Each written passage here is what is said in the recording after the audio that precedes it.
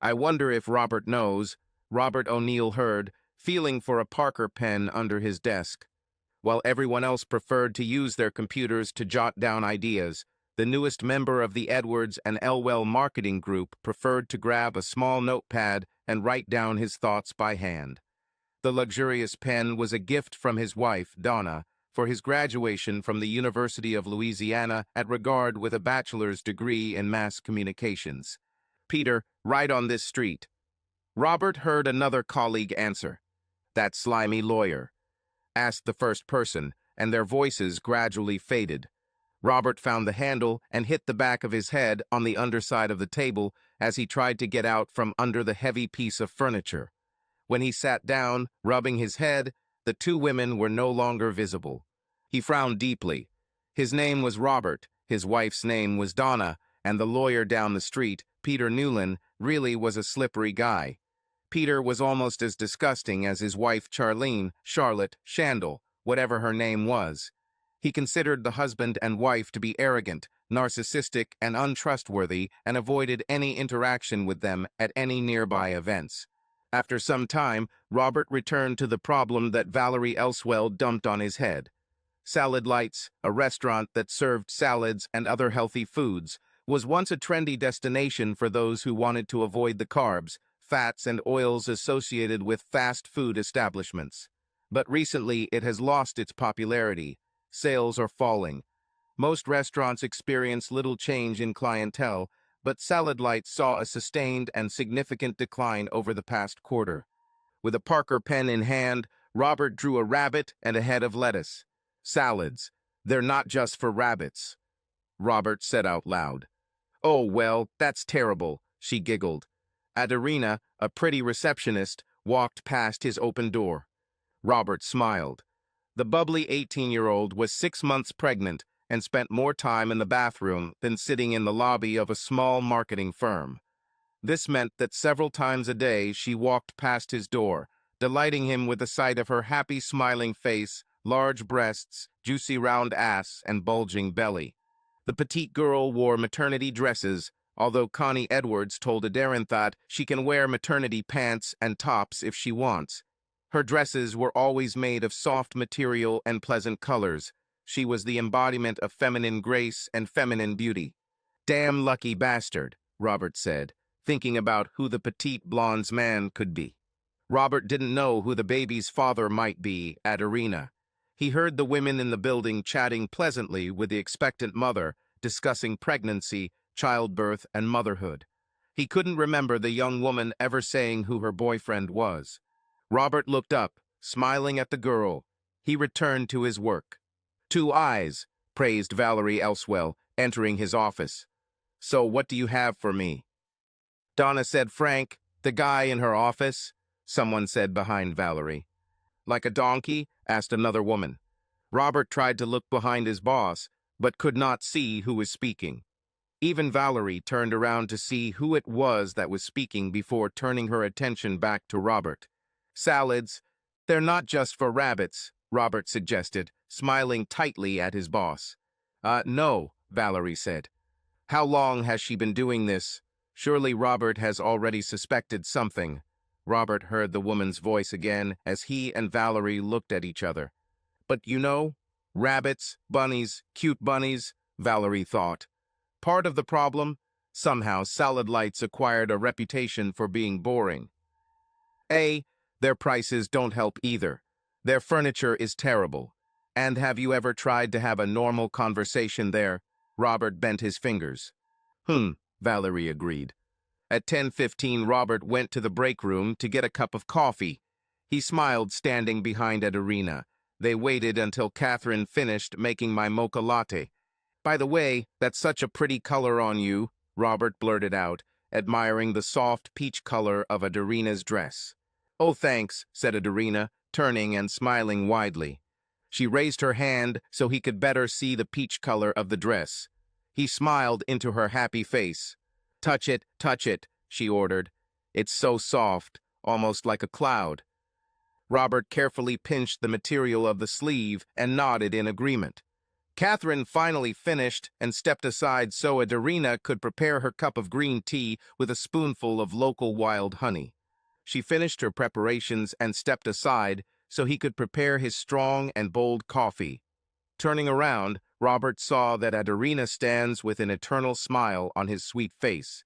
"You always grab your coffee and run away from here," she chided him. "Sit with me, please." "You know what? This problem will be there when I get back," Robert agreed, and her smile turned from happy to ecstatic. Robert helped Adarine sit down at a small table and then sat down opposite her.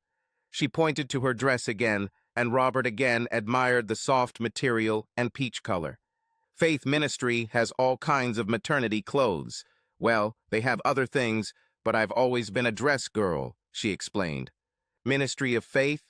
Is that the building on Bank Street?" asked Robert. "Yes," she said joyfully. "You see, the Baptist and Methodist churches, and the Lutheran church in, Algie, I think, they all banded together to run this. Really, the only ones that aren't helping are the Catholic churches and this Jewish place." "So, are you a Baptist, or?" Robert began to ask. Hernandez, I have no choice," she laughed. "I'm supposed to be a Catholic, but I don't like anything in St. Vincent de Paul's." "Hernandez? What? How did the little blonde get the name Hernandez?" Robert asked, smiling. "Probably in the 50th generation or something," she laughed. "But I volunteer there every Saturday, so they always put things off that they think I might like. They are so cute." After a careful sip of your hot tea, Adarina asked Robert about himself. He told her about how he was not the best student and only at the end of his last year at school realized that he was not doing himself any favors by being lazy. Luckily for him, his father and grandparents set up a fund for his college education when he was born, so he was able to go to university without serious student debt. "O'Neill's, like O'Neill's Furniture?" asked Adarina, catching the connection. "Yes, of course, it should now be called Thibault Furniture," Robert admitted. "When my Uncle Bob died, my father sold his share. Said Uncle Bob's death was his wake-up call. Life is too short. What about you?" "About the same as yours," she admitted, her big brown eyes locked on his. "Donna, the three of us." Robert heard a woman's voice right behind him. "What?" Robert demanded, turning sharply. Make the McMahon, a plump African-American woman, snapped at him. "Looks like we were talking." "No, but I heard," Robert answered sharply. "Oh, were you eavesdropping on us? It's none of your business," Magda blurted out, and she and her companion stood up noisily and walked out of the break room. "Damn it." Robert started, but stopped before he said anything that could jeopardize his job. "That's the whole point," she laughed. Adarina then became serious. "I went to a party, met Brian, and he filled me with all these words about love at first sight." Robert said, secretly looking at his watch. "I guess love at first sight means nothing when you suddenly find yourself pregnant. Twins, believe me," said Adarina. "But I quit drinking and smoking, and Miss Elswell hired me." "Oh, how do you know Miss Elswell?" Robert asked, checking that he had 4 more minutes of break. "Bobby Elswell. Her brother? He's the owner or something like that in Parasol magazine," admitted Adarina, with difficulty getting to his feet.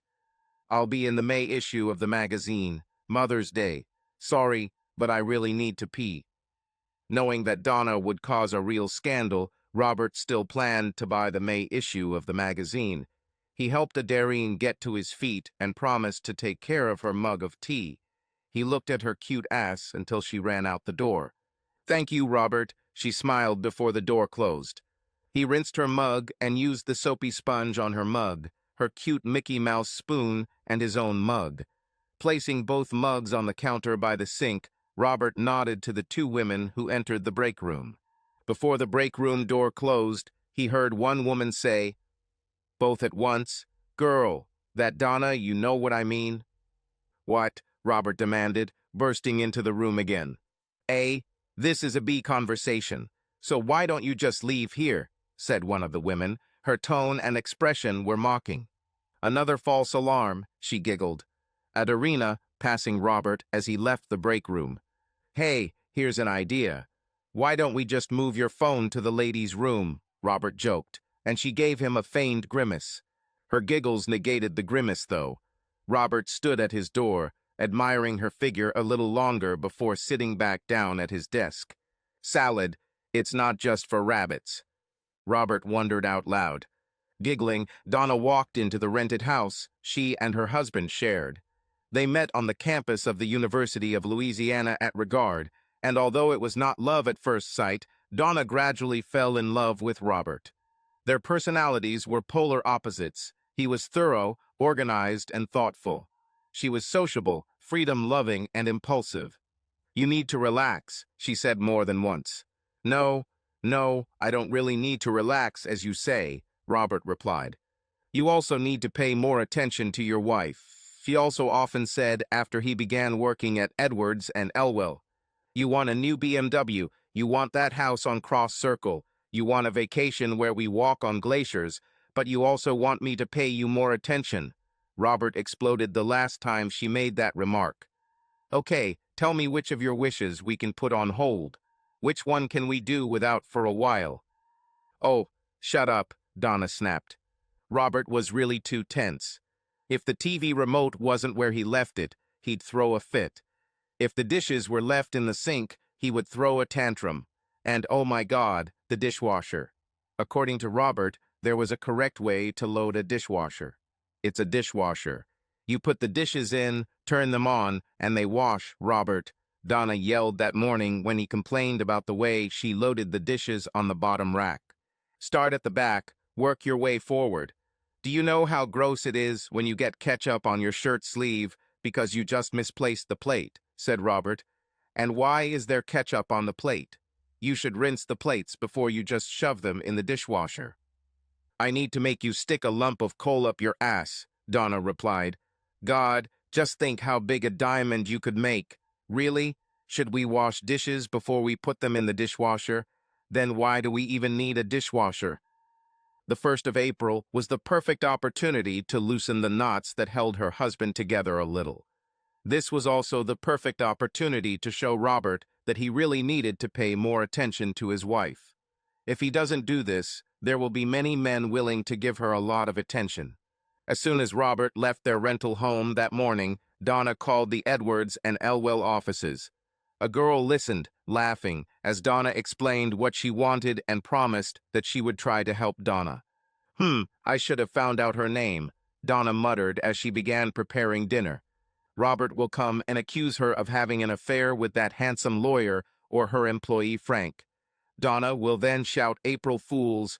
Whoever answers the phone at his office will confirm Donna's words. And after he gets over his little dissatisfaction, she will remind him that he needs to relax. She will also remind him, after hot sex to start the weekend off right, that he must keep his wife a priority. He needs to make sure that his wife always comes first. It was 6 o'clock. Even if Robert stopped by the gym, he should have been home by now. At 6:30, she put the hot chicken salad on the table and checked her cell phone. There were no messages, no voicemail. Hey, where are you? She sent it to his mobile phone. Donna ate her dinner, perking up whenever I heard a car on their fairly quiet street. After putting her plate in the dishwasher, deliberately not rinsing it and placing the plate sideways on the counter, Donna called Robert's cell phone. Hey, honey, where are you? Asked Donna. At 8:30, Donna called Miss Peggy, Robert's mother. The usually warm and sociable woman answered the phone angrily. Donna wondered for a moment if it was possible she had the wrong number. Miss Peggy, is Robert there? He should have been home by now and... Donna asked. Well, why don't you ask Peter or whoever Frank is where he is? Peggy O'Neill growled and ended the call. A second call to her mother-in-law's cell phone went straight to voicemail. Donna explained that it was just an April Fool's joke. A call to Tim O'Neill, Robert's father, also went straight to voicemail. A text message sent to both Miss Peggy and Tim, again explaining that it was just an April Fool's joke, went unanswered. Donna didn't call Robert's brother, Timmy. When she first met the O'Neill family's eldest child, Donna couldn't believe that Robert and Timmy were brothers. Robert was quiet, thoughtful, and compassionate. Timmy was an arrogant jerk, true narcissist. If it didn't benefit him, Timmy wouldn't help Donna. The rivalry between the brothers was extreme. If it hurt Robert, Timmy enjoyed his brother's misfortune. A call to Robert's older sister, Kira, brought Donna a "go to hell, don't call me again." A text message sent to Kira's phone explaining that it was an April Fool's joke brought Donna. "Yeah, of course. Blocking your number now, bitch." It looks like the family's youngest child, Ain O'Neill, has already blocked Donna's number. Donna tried calling Robert again, but it went to his voicemail again. She left a message explaining that it was just an April Fool's joke, but apparently Robert was too sensitive for that. Donna tried watching reality TV on TLC. It was a show that Robert hated. Every time he walked into a room, Robert would point out how all these people seemed to take no responsibility for their lives. They all wanted to blame someone else for their misfortunes and failures. Donna couldn't concentrate on the show and turned it off 12 minutes into the program. She got up and went to the bedroom. "Crap," she exclaimed. Robert always made sure the doors were locked and the oven and stove were turned off. And on Saturdays, garbage was collected in their area. Checking the trash can under the sink, Donna saw that it was more than half full. She pulled out a bucket, then remembered that Robert always started upstairs in the trash can in the master bathroom. Then, whether they had guests or not, he would check the trash can in the guest bathroom. Even if there was only one paper towel, he would pull out the pad. Finally, he would take the trash can out of the kitchen, place the trash bags from the bathroom in the kitchen bin, and drag it into the garage, where there was a large outdoor trash can wedged against the far wall. "It's a hell of a lot of work," Donna muttered as she walked around the house. Walking into the garage, Donna looked at the spot where Robert's practical, ordinary, simple Ford Focus usually sat. Then, throwing everything into the trash can, Donna pressed the switch to open the garage door. She remembered that she took off her bra as soon as she got home. Apparently, she's put on a few pounds since she bought the bra. Her bras dug into her back and shoulders, especially after a long day at work. Crossing her arms over her bare chest, Donna rolled the trash can onto the curb. Then she hurried back to the garage. Halfway up the stairs, Donna remembered again that she needed to check all the doors, the oven, and the stove. Having done all this, she turned around and saw that she had left the coffee maker on again. The coffee maker sat all day, the burner scorched the glass jug.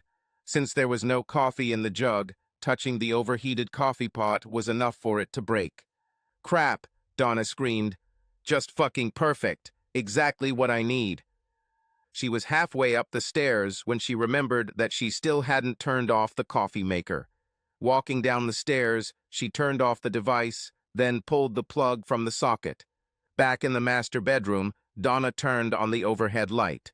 She blinked. The bed was not made. Robert left in the morning while she was still lying around. This was nothing new. This irritated her terribly. She wasn't ready to give up their bed yet, but he had already made it. "Damn, I just went to the toilet," she screamed, returning from the bathroom and seeing that he had already made their bed. Or she had breakfast with him.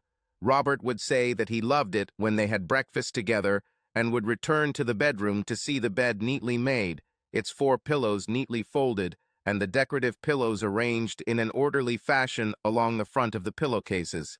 Seeing the bed still in the mess she had left it in this morning, Donna truly realized a simple truth. Robert was not at home. Looking further, she saw that the decorative pillows were still neatly stacked at the foot of the bed on their cedar chest. 2 pillows in their decorative pillowcases were sandwiched between the bed frame and the nightstands, waiting for Robert to pull up the blanket, throw, and sheet, and then fold the sheet before putting her 4 pillows and your 2. "They're gone," Donna whispered, suddenly feeling dizzy when she saw that Robert's 2 pillows weren't on the bed. "Robert, oh Robert, I'm so sorry," she sobbed sadly as his voicemail went on. "Please, please, it was just a really stupid April Fool's joke." After a restless night, Donna was awakened at 8:30 by the usually annoying sound of Robert's lawn mower. Rolling over, Angry at being woken up after a night of restless sleep, Donna woke up abruptly, full of joy. But it wasn't Robert. It was old man Wellman, their neighbor. Cursing her neighbor, Donna burrowed under her pile of pillows, trying to drown out the sound of the lawnmower. Soon, but not fast enough for Donna, Mr. Ben Wellman finished cutting the grass. Just as Donna was starting to fall asleep again, the annoying screech of Mr. Wellman's trimmer was heard. Giving up on sleep, Donna walked down the stairs. I tried to turn on the coffee maker, but remembered that the jug was broken. She went back up the stairs and got dressed. Her only concession to her appearance was that she wore her dark brown hair in a messy ponytail. The donuts at Tornado Dough gave her a good sugar boost and the perfect cup of coffee. Shopping at the Barnes and Burns grocery store on Saturday was a frustrating experience. She enjoyed teasing one hapless young employee by bending over and stretching, her jean shorts exposing a good portion of her compact buttocks. Robert's car was not in the garage when she moved in. After unloading groceries from the trunk of her car, Donna hit the counter. She forgot to buy a new jug for the coffee maker. Robert wouldn't forget. Of course, Robert would never leave the damn thing on in the first place, Donna muttered, grabbing her purse again. Okay, Robert, I learned my lesson. She left a message on his voicemail that Saturday night. Ha, you can go home. Sleep did not come for several mind-boggling hours. On Sunday morning, someone began removing a dead pine tree from Babineau's house across the street. As soon as the chainsaw stopped working, someone started cutting the grass in the house on the other side of their rental home.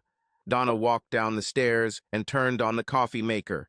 A cup of coffee poured from a new jug did not bring her a feeling of satisfaction.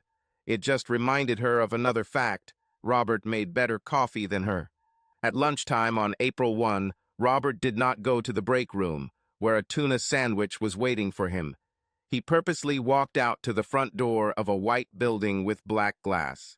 "Are you leaving, Robert?" asked Adarina, glancing at the clock in the hall. "Yes," was Robert's short answer. He didn't return that day. At 5 minutes after 5, almost everyone in Edwards and Elwell's marketing group had left the building. It was Friday. After the telephone system switched to the answering machine, Adarina I went out and turned off the computer. She sat for a long time, thinking, pee now or wait until he gets to his trailer. "Of course, there will be an accident on the 19th, she said to Adarina, getting to his feet. "And then I'll have an accident," she giggled as she hurried to the toilet. "You'll make a groove on this floor," Connie said cheerfully as Adarina rushed past her office. "Mr. Connie O'Neill said we should just put my desk in the bathroom," she giggled. Adarina, but didn't stop. "Good idea," Connie agreed. On Monday, Robert was dressed the same as he always did on Mondays. On Mondays, he wore his charcoal single-breasted suit with a white shirt and a gray and black striped tie. Adarina greeted him with a joyful smile. Robert returned her greeting, but she noticed that the smile did not reach his tired eyes. "Adarina, I'll leave here around 2. I don't know if I'll be back later or not," Robert said. "Oh, and if Donna calls, please don't contact her, please." "Oh, okay," she agreed. Adarina, losing my smile. "Amaze me, delight me, make me want to have your children. What do you have for me?" Valerie demanded, bursting into Robert's office before he could even check in. "Rabbits, sweet bunnies," said Robert, checking in. "And—" Valerie hurried him, waving her hand as a sign of impatience. Very quickly, Robert took a disposable pen from his desk drawer and sketched 2 pathetic, slightly overweight rabbits. At the top he wrote one rabbit, complaining because she wants chocolate.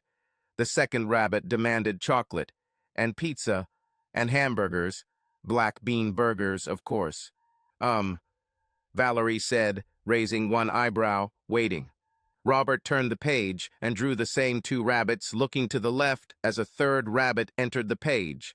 Robert drew a rabbit that looked like Adarina, with the exception of large breasts and a pregnant belly. But she had a delicious ass and a big tail. "Oh, I want chocolate, I want burgers."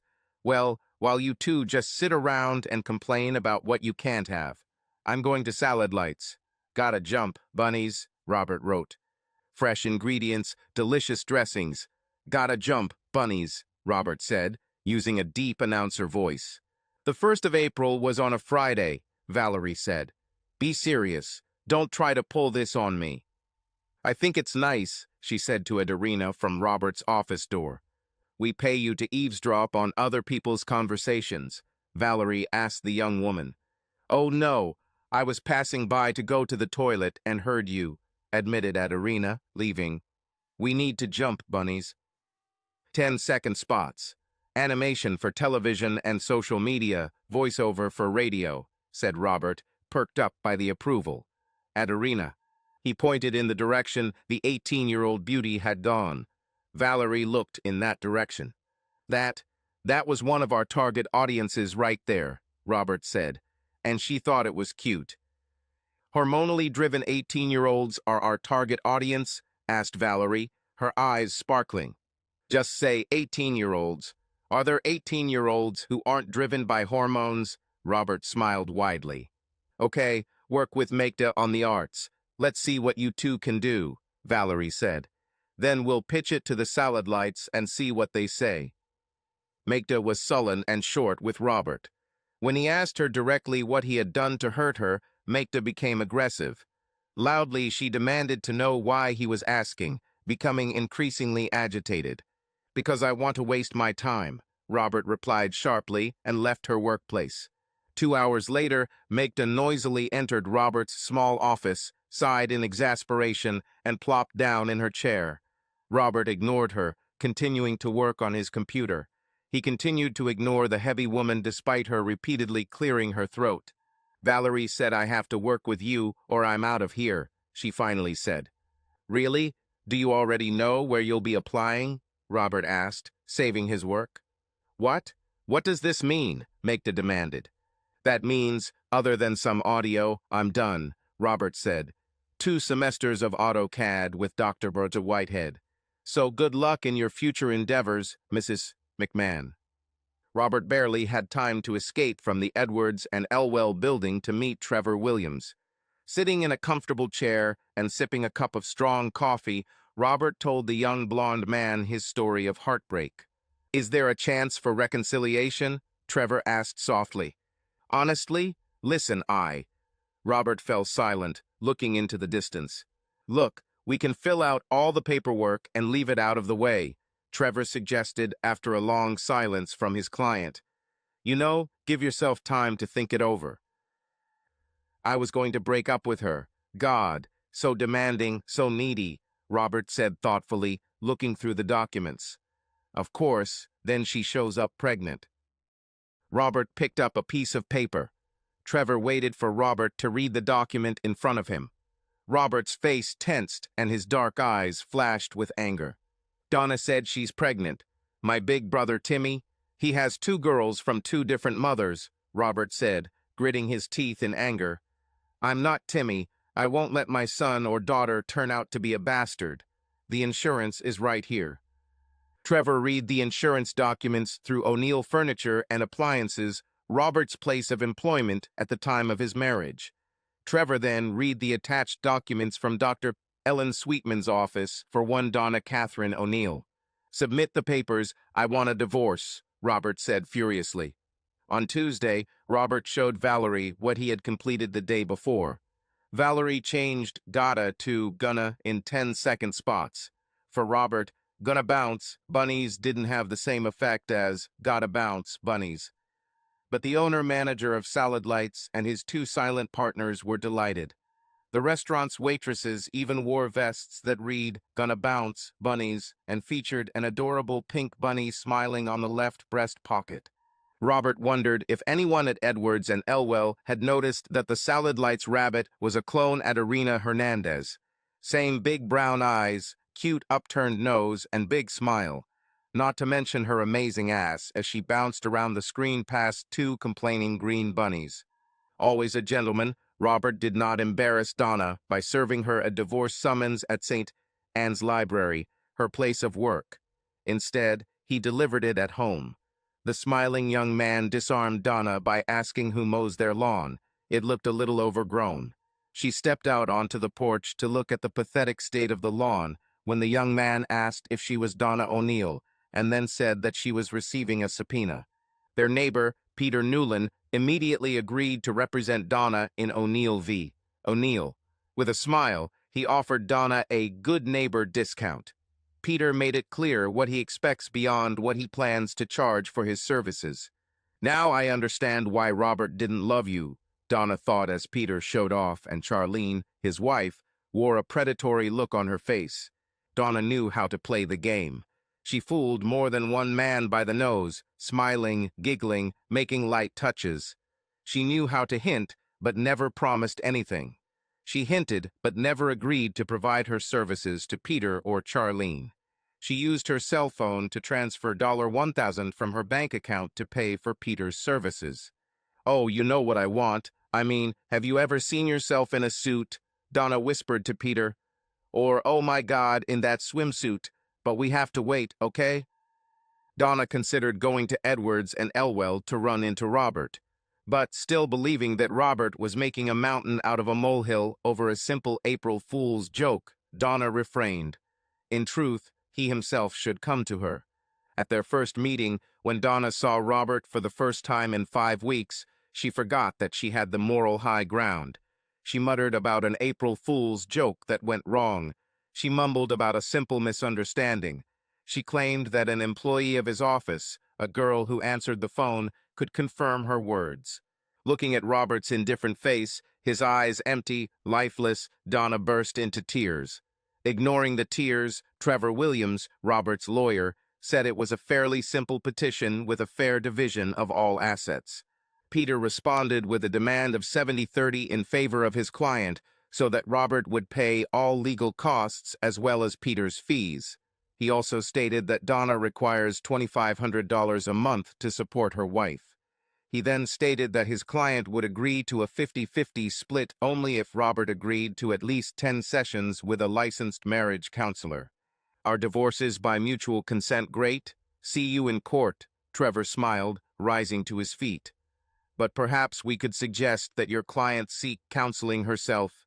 If this was a joke, then it looks pretty morbid to me." Nothing happened. It was just.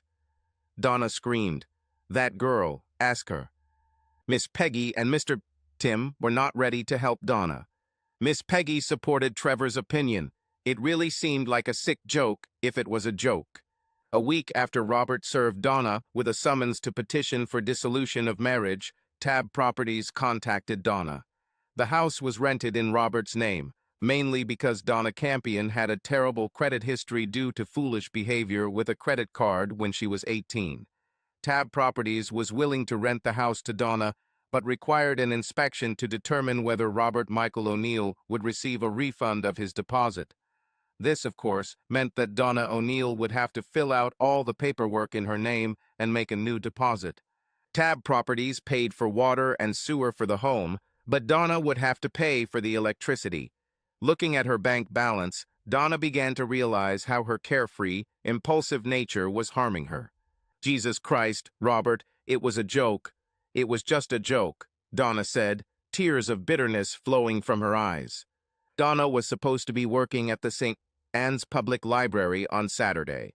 This meant she would have Monday off, and she will have time to take care of utilities and fill out all the paperwork for Tab Properties. "Your personal problems are not their problem," Courtney said sharply to Simone Donna before they opened the door to the gray stone building. "Try to smile, okay?" Children and 3 employees of the Wagon Wheel kindergarten came to Story Hour. Even on Saturday, there were 14 children in the kindergarten under their care. 3 staff members smiled as they directed the children up the wide staircase to the 2nd floor. Courtney helped the women seat the children around the small stage, then sat down in a comfortable chair and picked up a book. The glasses she put on her face were greatly enlarged, and the children laughed. With a smile on her graceful face, the blonde gently reminded the children that it was not nice to laugh at someone just because they needed glasses. After all, they wouldn't like it if someone laughed at them. While Courtney was reading, actors popped out from behind the curtain to act out what Courtney was reading. The children were delighted with the story and the actors. Even in her bad mood, Donna couldn't help but smile as the children all happily applauded the performers. She raised her head when one of the kindergarten workers approached her. "Hi, do you have today's paper? I'm looking for a new place to live." "God, I hate apartment living," Quinn asked Lee quietly. "St. Anne's Advertiser," Donna agreed, pointing to the counter. "Degrade Weekly comes out on Wednesdays. It's the second paper on the stand. Oh, there's also a Sunday edition, but we don't get it." "No, nothing new," Quinn said sadly after a moment. "Thank you, Donna." 2 Saturdays later, after receiving paperwork from Robert's lawyer, Donna was scheduled to fill in for Courtney. Her boss was on vacation. Luckily, all Donna had to do during story hour was sit and read. The actors were already rehearsing their roles. "Wow, these glasses are heavy," Donna blurted, pushing the huge glasses onto her face. The glasses had plain lenses so they wouldn't interfere with Donna's reading of the story. And whoever wrote the book put in parentheses, so Donna knew when to pause for the actors. "So, how's the apartment search going?" Donna asked Quinn as Frank Murphy, another St. Anne's library employee, talked to the kids about the different functions of libraries. "No way. All I can afford. Terrible. I mean, the Venice apartments themselves are pretty nice," Quinn said. "But I need to get away from my vile, nasty neighbor." "What is he doing?" asked Donna. "How do you know it's he?" Quinn smiled. "But, I mean, he just looks at me. He doesn't say anything, he just stares." "Listen, I have a 3-room house and I live in it alone," Donna said. "I'll be glad to give you a room." "Hello," Roberta greeted Adarina with a big smile as he walked into the Edwards and Elwell lobby. "Hi, is there anything I should know?" Robert asked without even checking his box. "Valerie is looking for you and she's not happy," she said. Adarina and Robert threw 3 envelopes into the trash can next to the mailboxes. "Snooker's sandwiches," Robert sighed, walking away with the 4th envelope in his hand. Even if the idea weren't so wrong, people would have brought about their own downfall, Robert said before Valerie could say a word. "Okay, tell me what I missed," Valerie snapped, sitting up. "Gourmet sandwiches. Sandwiches are not gourmet food, especially when everyone and their dogs are so preoccupied with their cars," Robert said. "Using cabbage instead of lettuce doesn't make ugly, stringy roast beef any more gourmet." "I've never tried their roast beef," Valerie admitted. "And adding rosemary to tuna salad doesn't hide the fact that it's tuna from a can," Robert continued. "Yeah, I didn't like it either," Valerie agreed. "But when the waiter looks at you with contempt when you ask to remove the mushrooms from your prime rib sandwich and tells you that no exceptions are made, that really doesn't make anyone want to spend $27 on lunch when there's a Tommy's Po right down the street. The boys will make any sandwich you want anyway for $15, Robert said.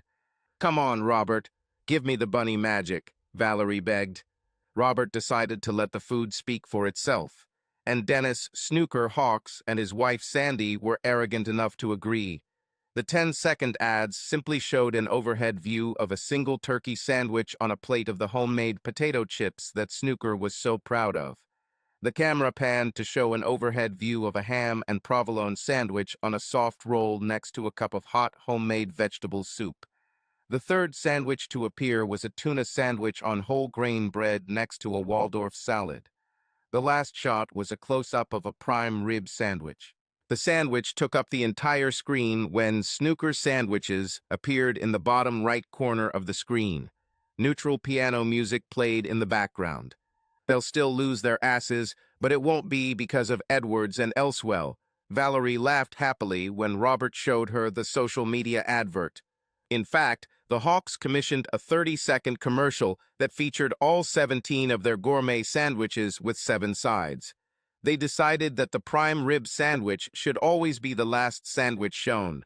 Snooker was very proud of his prime rib sandwich on hard bread. "Looks like he never ate it," Robert muttered to Adarina, and she giggled. They began to enjoy their coffee breaks together every morning, and Robert changed his lunchtime to coincide with lunchtime Adarinaso. They could spend the entire hour together. They talked, laughed, and shared their frustrations with each other. Robert made her laugh when he said that he was deeply shocked to find out that he was 15 again.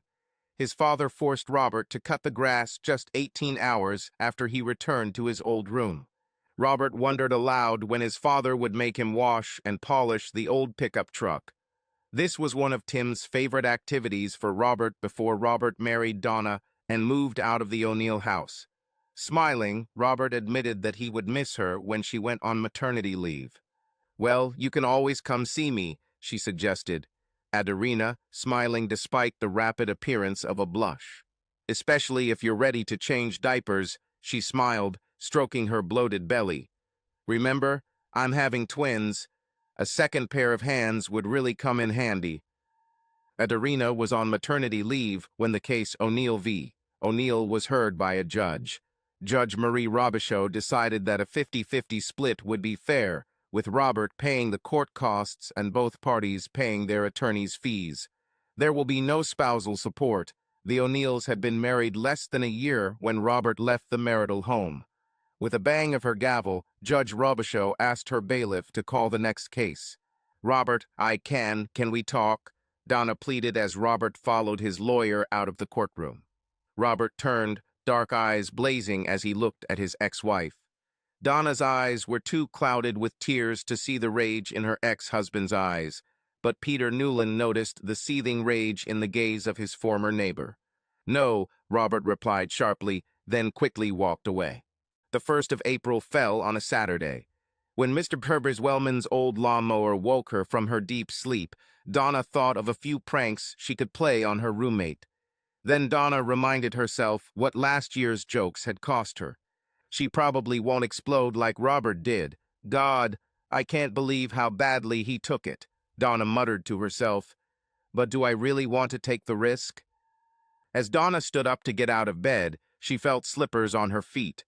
She found the left one, but couldn't find the right one. Getting out of bed, she examined the floor under the bed, under the nightstand, around the room. The second slipper was nowhere to be found. She put on her fuzzy socks and left the room. Reaching the kitchen, Donna grabbed a mug from the cabinet and prepared her cup, 2 teaspoons of cream and 1 teaspoon of sugar. Then, turning to take the jug, Donna froze. She couldn't find the coffee maker. The device was not in its usual place. There was an empty space on the countertop where the coffee maker usually sat. "Nice socks," Quinn said, sitting at the breakfast counter and sipping a cup of coffee. "Where are your slippers?" Donna ignored Quinn, still trying to figure out where the coffee maker was. Quinn was drinking a cup of coffee. Donna could smell freshly brewed coffee, but couldn't find the coffee maker. "Well, as soon as you finish your coffee, we need to start cleaning up," Quinn said cheerfully. It was a tradition Quinn had started since she moved into the house. Every weekend when they were both home, they cleaned the house. From ceiling to floor, from one wall to another.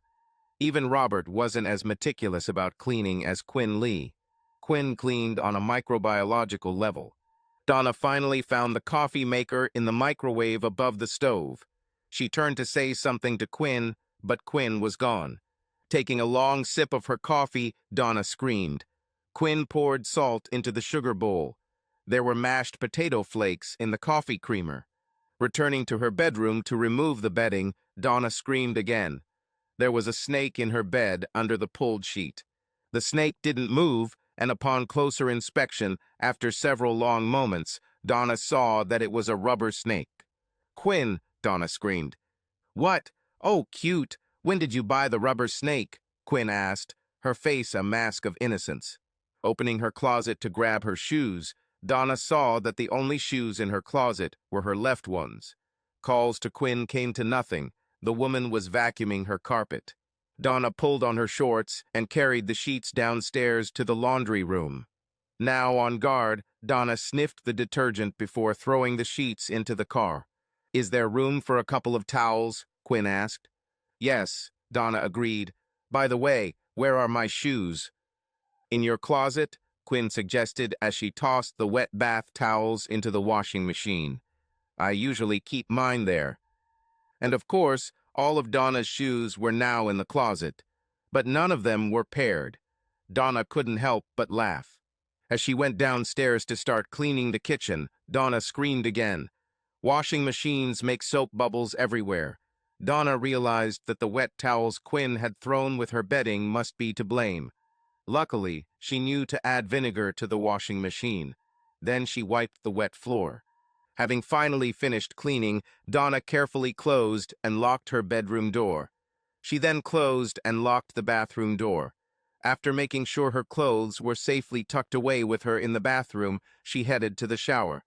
Damn, damn, damn it! Donna was indignant, trying to squeeze the shampoo out of the bottle. Unscrewing the cap, Donna saw a thin membrane of plastic wrap stretched over the neck of the bottle. She sniffed the shampoo carefully before applying it to her hair. She definitely didn't want to discover that Quinn had added hair remover to her shampoo. Again, she almost broke her arm trying to squeeze the shower gel out of the bottle. Shaking her head, she peeled the plastic wrap from the top of the bottle. And as she got out of the shower, Donna saw that locking the door didn't help. Her towel was missing, and her clothes were changed. Her jeans were now a pair of sweatpants that belonged to Robert and an oversized Hawaiian shirt. The sweatpants could be pulled up to Donna's armpits, and of course the shirt looked ridiculous. Wow, Donna muttered, wanting the day to end. And at the end of the day, while trying to get into bed, Donna discovered that Quinn had somehow snuck into her room and made the bed. By this time, the jokes had gone from annoying, confusing, scary, to downright angry. God, thank God it's only one day a year, Donna sighed, finally managing to get into bed and fall asleep. On Monday afternoon, April 1st, Donna wandered the aisles of the Burns & Burns grocery store. Looking for goods on the shelves, she thought about what was waiting for her at home. Quinn left home before her. The first children arrived at kindergarten at 5:30. But Quinn had been home for 2 hours already, enough time to sabotage the entire house. Honestly, I won't do anything on April Fools, Quinn promised last night, then laughed out loud when Donna asked her if she'd ever been a Girl Scout. Looking up from the cans of corn, Donna saw a beautiful young blonde approaching her. The girl had a small protruding belly visible in her cute lavender maternity dress. Her smile was a wide, friendly smile. "Hello, you're Donna. Donna O'Neill," the girl said. Yes, it's me," Donna admitted, peering into the girl's face. The young woman had waist-length light brown hair, large brown eyes, a cute upturned nose, and a wide, infectious smile. Even in the loose folds of her maternity dress, her impressive breasts were visible. "Robert had a photograph of you on his desk. I worked with him at Edwards and Elwell," the girl explained. Oh yeah. Hi, how are you doing?" Donna said, still trying to remember the girl. "Oh, I'm fine. How about you?" asked the blonde. Donna said, trying to put a smile on her face. "Well, I saw you when you came in. I just wanted to say hi," the girl said and walked past Donna.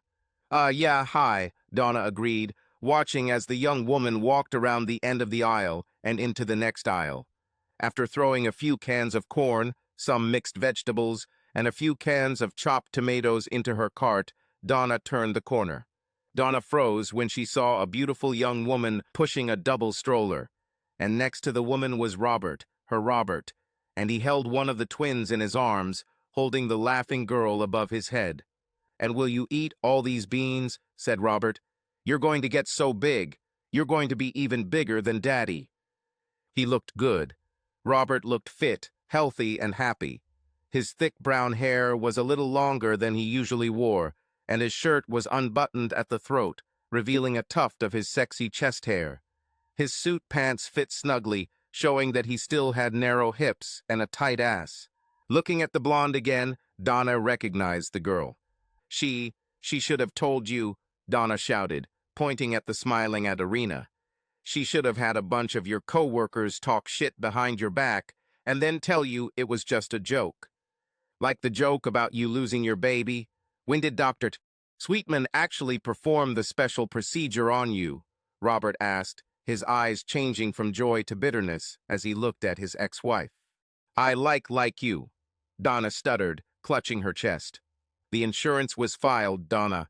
All the information was on the paperwork, Robert replied sharply, placing his daughter in the stroller next to his brother.